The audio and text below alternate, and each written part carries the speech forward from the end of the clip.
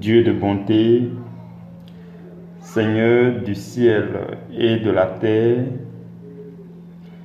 nous te bénissons en ce jour et je me remets à toi et je te prie, Seigneur, de nous introduire dans la communion de ton esprit. Nous venons devant toi dans le nom de Jésus-Christ de Nazareth afin de recevoir ce que tu as prévu pour nous en ce nouveau jour. Seigneur, nous mettons à la disposition de ta parole pour que ta parole accomplisse sa mission dans nos différentes vies. La Bible dit dans le livre de Hébreux que c'est la parole de Jésus-Christ qui soutient toutes choses par sa puissance. Voilà pourquoi, Seigneur, nous venons à toi pour que tu viennes et que ton amour se manifeste dans nos vies.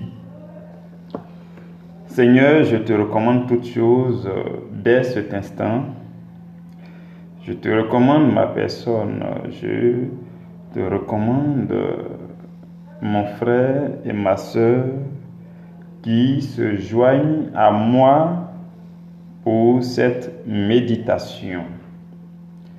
Que ton esprit nous enveloppe tous et qu'il nous entraîne jusque dans ton intimité, au nom de Jésus-Christ de Nazareth.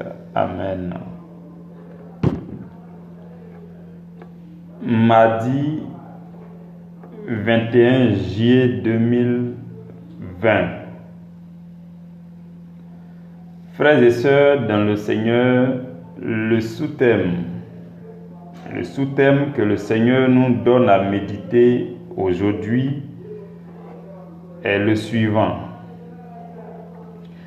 Nous devons garder consciemment à l'esprit l'éventualité des épreuves. Donc, vous et moi, réunis sur cette plateforme et associés à ce cheminement d'ensemble, ce cheminement d'enseignement sur l'amour divin, le message du Seigneur pour nous aujourd'hui, c'est que nous devons être des chrétiens responsables, des chrétiens qui sont conscients que l'épreuve fait partie de la vie et que bien plus, l'épreuve fait partie des éléments que Dieu utilise pour faire notre promotion. Sans épreuve, il n'est pas possible de passer à un niveau supérieur. Nous lisons dans le livre de 1 Pierre, chapitre 1, le verset qui nous intéresse, c'est le verset 7, mais nous allons lire l'ensemble des versets du verset 3 au verset 9. Nous allons lire ensemble.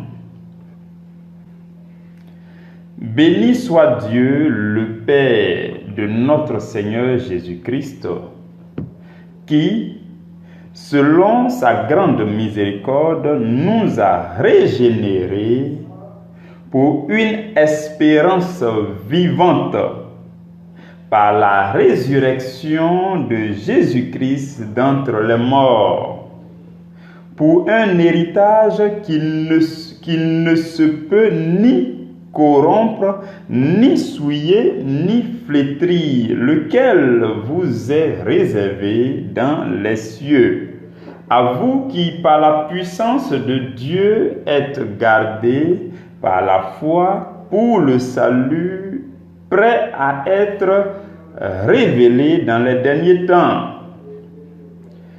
C'est là ce qui fait votre joie, quoique maintenant, puisqu'il le faut, vous soyez attristés pour un peu de temps par diverses épreuves, afin que l'épreuve de votre foi, plus précieuse que l'or périssable qui cependant est éprouvé par le feu, ait pour résultat la louange, la gloire et l'honneur lorsque Jésus-Christ apparaîtra. Lui que vous aimez sans l'avoir vu, en qui vous croyez sans le voir encore, vous réjouissant d'une joie ineffable et glorieuse, parce que vous obtiendrez le salut de vos âmes pour prix de votre foi. Parole du Seigneur. Nous rendons grâce à Dieu. Frères et sœurs, il nous est important de garder à l'esprit que les épreuves peuvent venir à tout moment. Durant toute la semaine dernière, nous avons parcouru les Écritures pour découvrir ce que la Bible dit en vue de nous aider à mieux aimer le prochain. Donc c'était pour nous comme une étape de formation, une étape d'enseignement, une étape de réception de la lumière.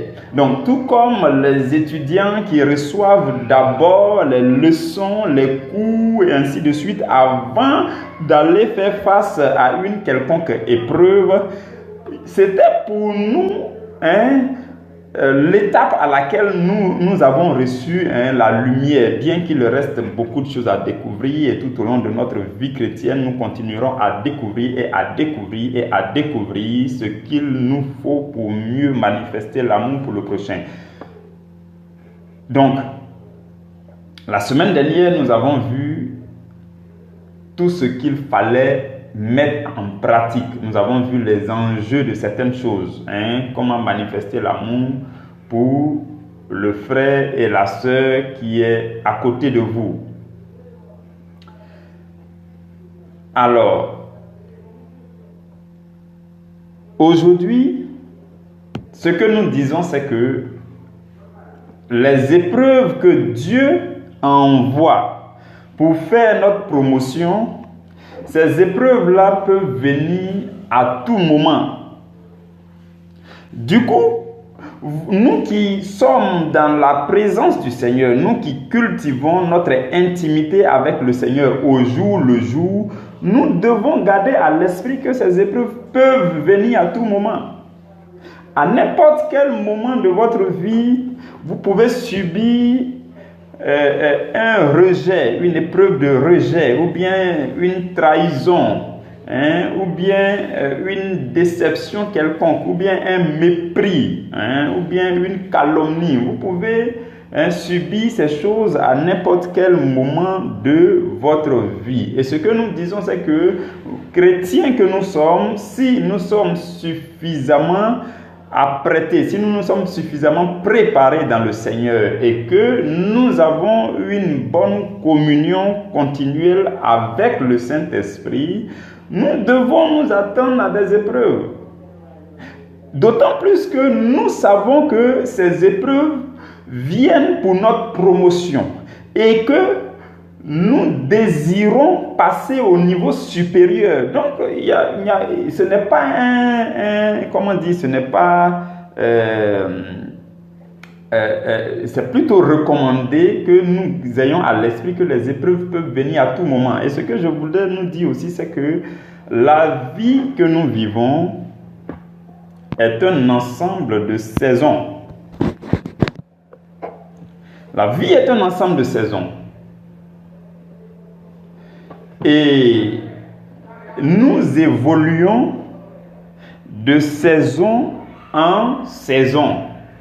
Nous passons de saison en saison. C'est comme ça que la vie est constituée. Et les saisons sont composées en général de 3 choses fondamentales. Au fur et à mesure qu'on vit une saison ou qu'on passe d'une saison à une autre, il y a 3 choses qui se conjuguent. Il y a le temps. Donc on évolue à travers une saison. Le temps aussi évolue. Il y a les situations qui évoluent aussi, c'est-à-dire les situations de vos vies évoluent aussi. Et la 3e chose, c'est que votre personne elle-même est censée évoluer. Voici les 3 choses qui composent de façon fondamentale les saisons que nous vivons. Donc, le temps évolue. Les situations de votre vie évoluent et aussi votre personne est censée évoluer. Voyez-vous, au niveau même du temps seulement, le temps est subdivisé en saisons. Le temps est subdivisé en saisons. Si vous regardez très bien, vous observez très bien les choses, vous allez remarquer que l'année est divisée en plusieurs saisons. L'année civile que nous vivons est subdivisée en 4 saisons. En 4 saisons. Vous allez entendre parler de l'équinoxe de printemps, le solstice d'hiver, solstice d'automne, ainsi de suite. L'année est subdivisée en 4 saisons.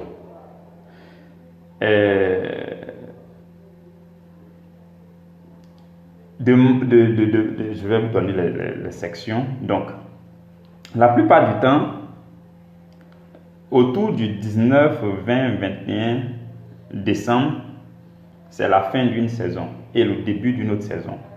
Et donc, du 21 décembre jusqu'à mars, c'est-à-dire autour de 18, 19, 20, 21 mars,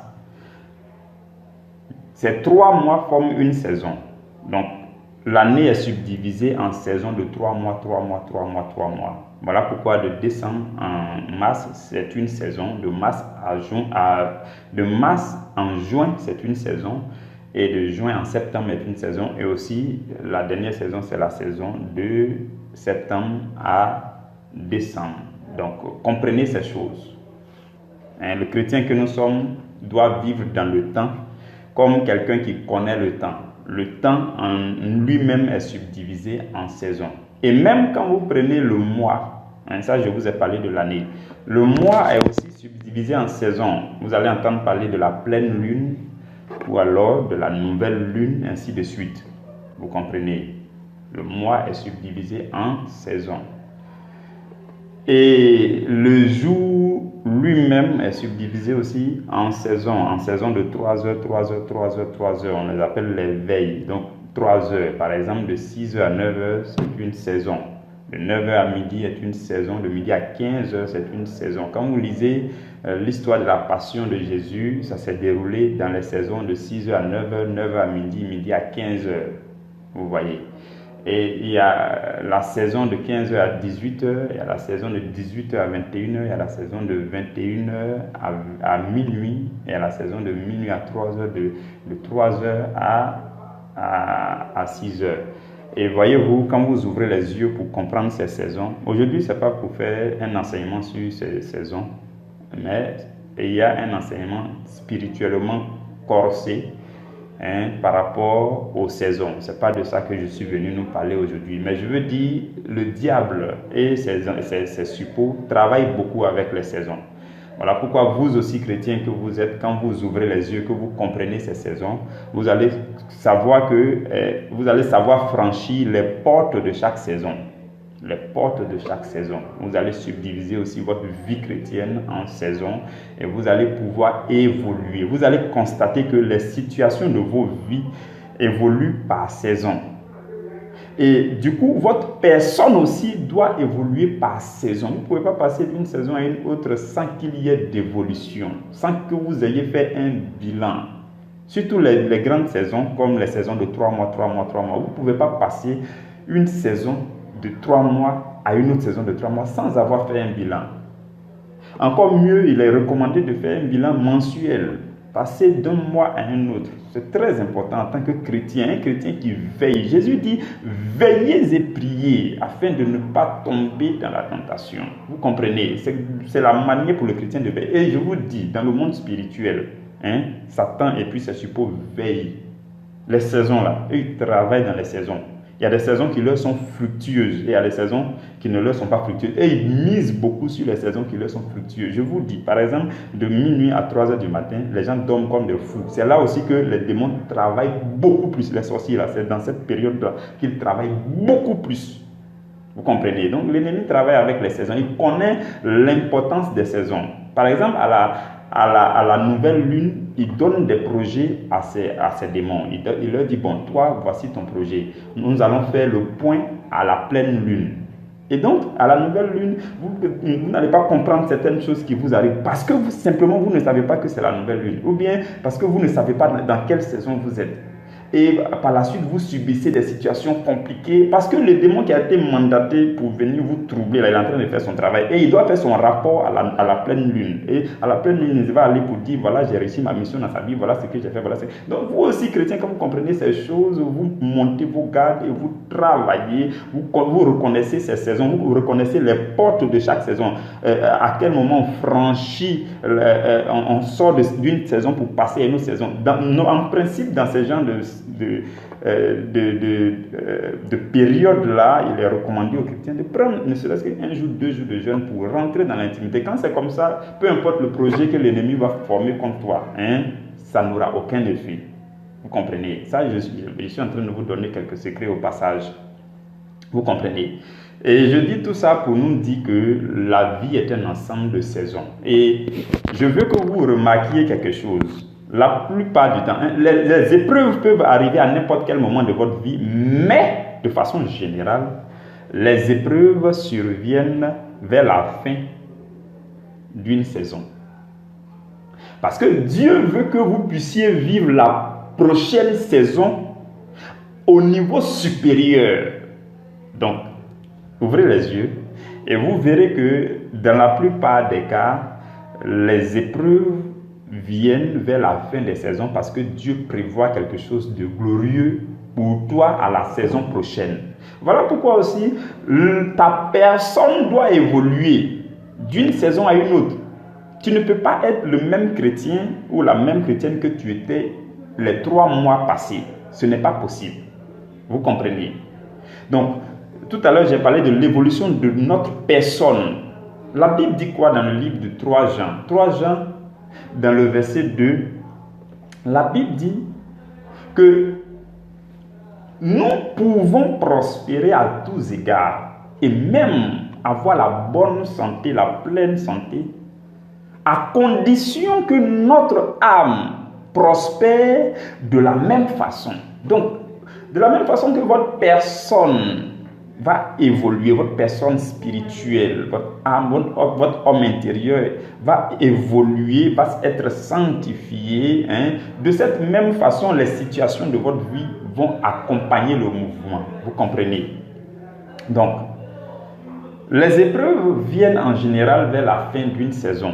Et si nous comprenons que la vie est composée de saisons, et que nous comprenons que les épreuves les plus difficiles ou alors les épreuves les plus corsées viennent vers la fin des saisons, alors tout de suite, nous gardons à l'esprit de façon consciente que les épreuves peuvent venir. Par exemple, quand vous partez à l'école, il peut y avoir des interrogations, des petites évaluations à n'importe quel moment, il n'y a pas de souci. Ça vous donne des notes intermédiaires. On vous donne un 9 sur 10, 20 sur, ainsi de suite. Et vous avez ces notes intermédiaires que vous mettez de côté, il n'y a pas de souci. Mais à la fin d'un trimestre, oh Seigneur merci, parce que c'est ce que le système éducatif utilise même. Vous parlez de trimestre, de semestre dans le système éducatif. À la fin du trimestre, il faut des devoirs, des examens, des évaluations, des épreuves un peu plus corsées pour que vous puissiez passer. C'est là même que vous devez miser. Et vous devez avoir à l'esprit que ces épreuves peuvent venir. Ou alors doivent venir. Vous comprenez mes frères et mes sœurs? j'aime vraiment Dieu. J'aime Dieu parce que ce qu'il veut nous enseigner là, il nous fait vivre. Nous marchons dedans chaque jour. Nous vivons, nous connaissons le système éducatif. Nous connaissons tout ce que nous vivons. Nous connaissons les choses du monde, tout ça. Dieu, en fait, il a inspiré ça aux hommes. Ils mettent ça en pratique. Et après, quand nous, on veut s'approcher de Dieu, il nous ouvre les yeux, on voit, et puis il nous enseigne mieux ce que lui fait. En fait, on appelle ça la préséance de Dieu. Il sait ce qu'il fait. Il est majestueux. Il est trop bon. Il est omniscient. Voyez-vous, quand Jésus enseignait, Jésus prenait plein d'images à travers les choses du monde. Plein d'images. Il prenait beaucoup de paraboles dans la nature. Il parlait du figuier ici, il parlait de grains de moutarde ici, il parlait des oliviers sauvés ici, tout ça. Donc vous voyez, il prenait plein d'exemples de la vigne, les vignerons.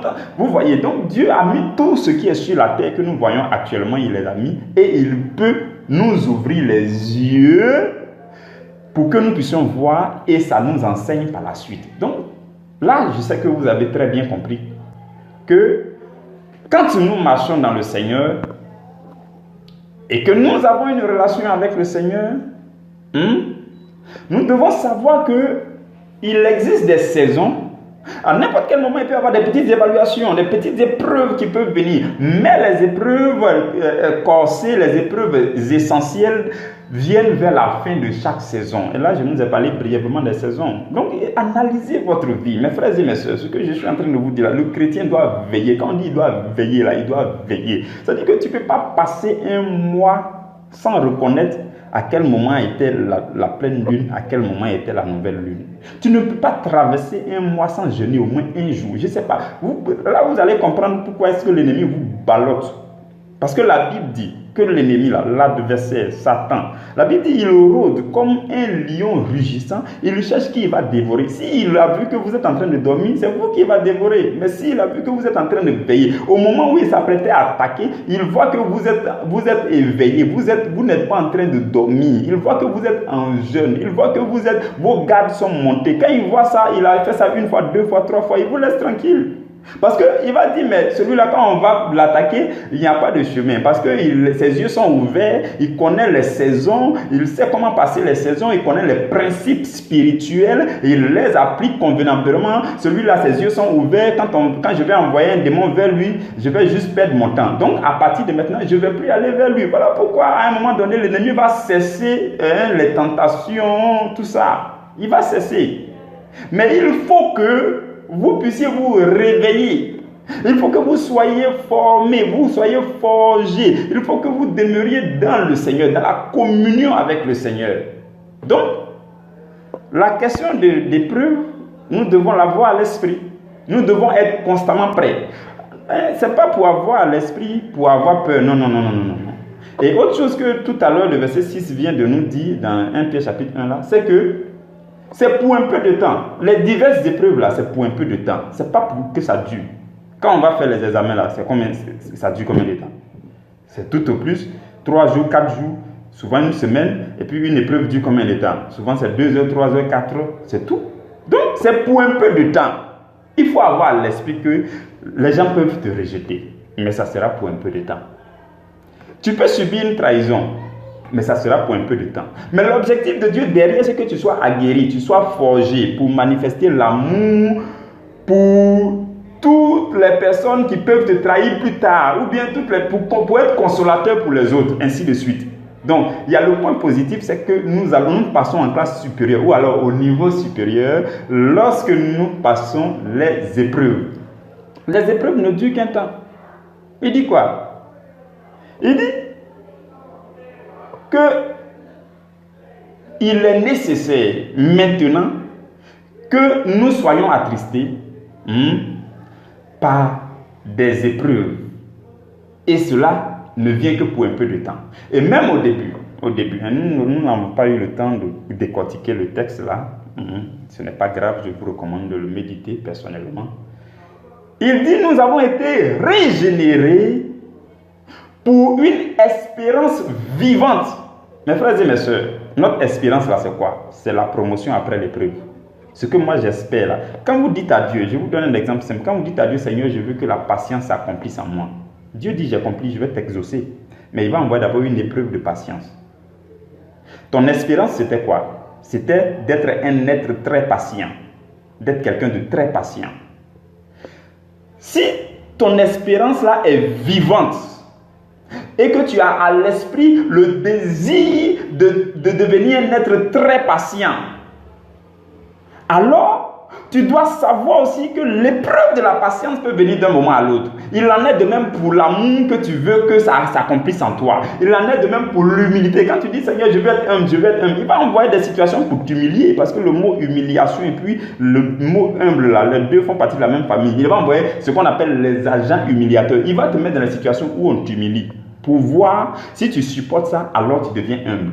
Vous comprenez? Ce sont ces petites choses. Dieu là, il nous exauce toujours. Il cherche à nous exaucer, mais il ne peut pas faire votre promotion sans vous avoir testé. Il va vous tester d'abord. Donc, ça dépend de ce que vous demandez à Dieu. Si vous demandez à Dieu, Seigneur, je veux telle vertu, il dit, ok, il y a une épreuve correspondante à cette vertu que je vais envoyer vers toi. Ok, après toi à surmonter ça. Voilà pourquoi il prend le soin d'abord de nous enseigner, de nous régénérer, de régénérer notre mentalité, de nous enseigner les choses concernant le Seigneur Jésus-Christ et de nous ouvrir les yeux pour que nous voyions que le Seigneur Jésus a souffert ces choses aussi et qu'il a triomphé dedans et que nous puissions marcher sur ses traces. Et alors, nous sommes habités par une espérance vivante. Nous marchons dans la victoire parce que dans notre esprit, forcément, il faut que notre promotion vienne.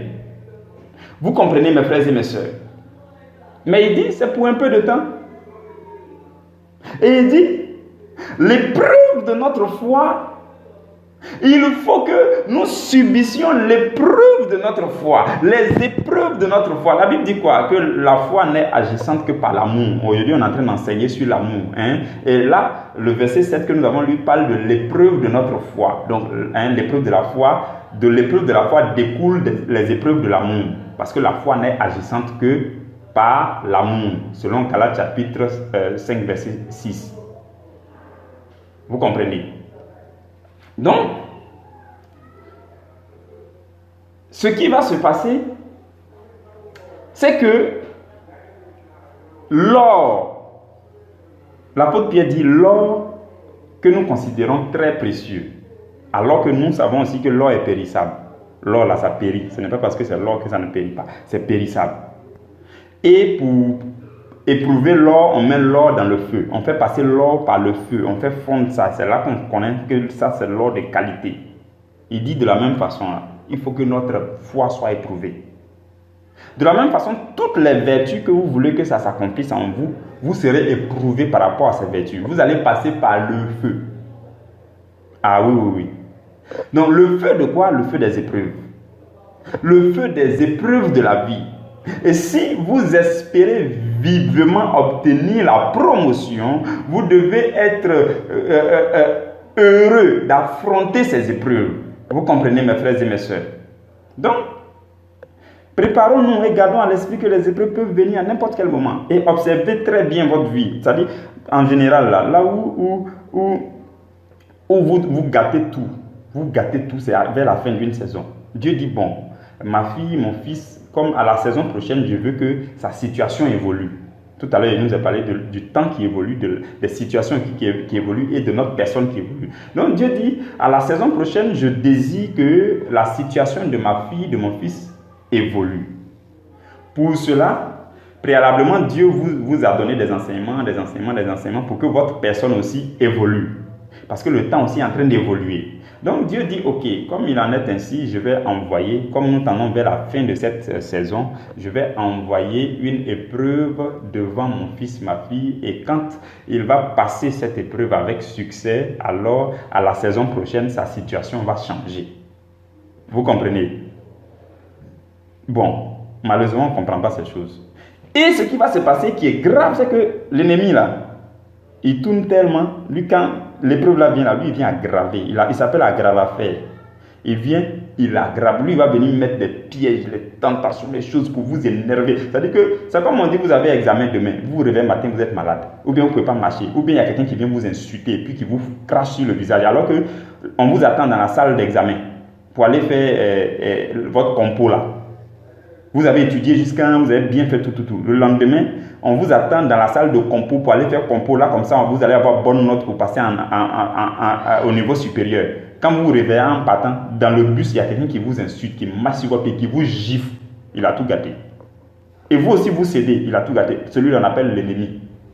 C'est là que vous devez faire la différence entre la tentation et puis les épreuves. Les épreuves, c'est quelque chose qui vient de façon normale pour faire votre promotion. Ça peut être difficile, comme toute épreuve, il n'y a pas de souci. Mais l'objectif d'une épreuve, c'est de faire votre promotion. Et la tentation, là, veut profiter lorsque l'épreuve, vous voulez aller faire l'épreuve. La tentation, ce sont toutes formes de pièges qui viennent pour vous empêcher de faire l'épreuve, qui viennent pour vous énerver, pour vous faire sortir de vous-même. C'est ça qu'on appelle la tentation. Donc, du coup, quand vous savez que l'épreuve va venir, soyez lucide. Calmez-vous pour ne pas vous laisser, pour ne pas faire sortir de route à cause des tentations qui peuvent venir, des pièges de l'ennemi, des oppressions de l'ennemi qui peuvent venir. Vous comprenez? Et tout ça se passera très bien si la fin de la saison vous trouve quand même dans un seul jour de jeûne ou bien deux jours de jeûne. Voilà pourquoi il est très important.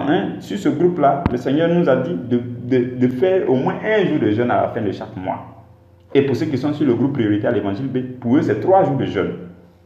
Et quand vous faites ça, vous passez correctement à la saison qui suit, ainsi de suite. C'est ça l'objectif de ces jeûnes-là. Donc, si vous pensez que c'est pour faire souffrir les gens, pour ne pas que vous puissiez manger vos plats préférés, c'est pas ça. C'est pour que vous puissiez vous ressourcer dans le Seigneur pour bien aborder la saison prochaine. Comprenons souvent l'objectif des jeûnes et des privations. Et ouvrons les yeux. Ça nous permet de veiller. Parce que Satan, lui, il ne dort pas. Il envoie ces gars-là pour venir rôder seulement. Nous aussi, on doit se lever. Le chrétien que vous êtes là, arrêtons de nous balloter, de nous laisser balloter par l'ennemi. Mes frères et mes sœurs dans le Seigneur, je rends grâce à Dieu pour ce moment de méditation. Et je nous recommande encore à lui, afin que son amour nous couvre, que sa fidélité demeure à son poste, que sa grâce demeure aussi à son poste, que ses anges demeurent à leur poste. Nous nous retrouvons demain dans le nom de Jésus-Christ de Nazareth. Amen.